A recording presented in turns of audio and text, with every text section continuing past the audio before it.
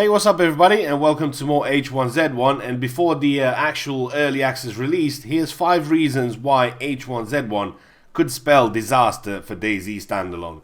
Now, confirmed since April of 2014, we know vehicles are going to be in the early access of H1Z1. We know we're going to have the truck that you're currently seeing, we're going to have an extra truck, a pickup, and a police car.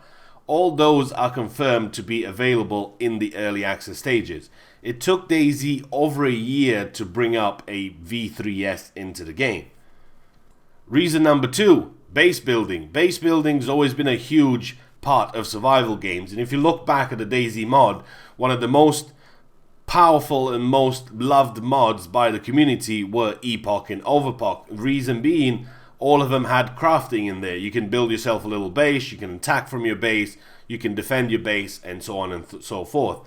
That's all confirmed to be happening on early access in H1Z1, while DayZ standalone, there is no official ETA when this is going to happen or how it's going to happen. Reason number 3, weather cycles. Now, while we are accustomed to a little bit of rain in the DayZ world, in H1Z1 they go a step further, bringing you a little bit of snow. They'll bring fog, they'll bring light snow, they'll bring all sorts of new weather effects that we've been missing out in other survival games. And I believe that's going to be the future of survival games. You know, the dynamic weather. We may yet to see blizzards, we may yet to see storms, fog. We know from DayZ, our experience with the DayZ mod, you may have a good sniper rifle, you can perch yourself up a hill 500 meters out, but if it's foggy like this and you can only see 50 feet in front of you, that's not going to help you too much. Reason number 4, no server hopping. Now, if you remember in PlanetSide 2, if you join a server, let's say Miller, and your friend join a different server, you could not meet, therefore you couldn't play together. You had to join a completely different server, you had to start all over again if you want to play with your friends. While in DayZ, the most popular way of getting a weapon is getting yourself to some barracks, logging in and out in a couple of servers, get yourself an M4, join a populated server, and go all out guns blazing. This is not going to be the case in H1Z1 because server hopping is not going to be allowed. And if you want to start on a different server, then you will have to start from scratch again, losing everything you have in your inventory. You'll lose your base, you lose everything. Reason number 5, crafting.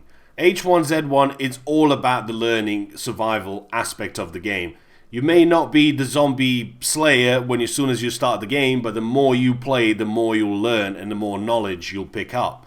Crafting is going to be a huge aspect of H1Z1. Items can be built, you can create buildings, weapons, ammunitions, medical kits, maybe even traps.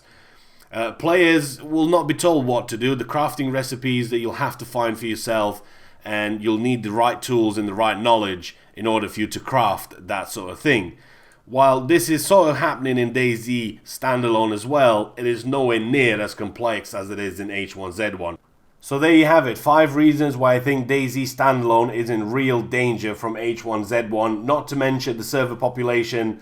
You are currently locked at 40 players in DayZ standalone, the terrible FPS, all that. You're not going to have that problem in H1Z1. So I hope you guys have enjoyed the video. Let me know what you think by posting a comment, give it a thumbs up if you enjoy the video. Let me know what you'd like to see in both games, and I'm also going to be streaming H1Z1, and there'll be some videos in the next day or so. Hope you guys have enjoyed it. I'll see you in the next one.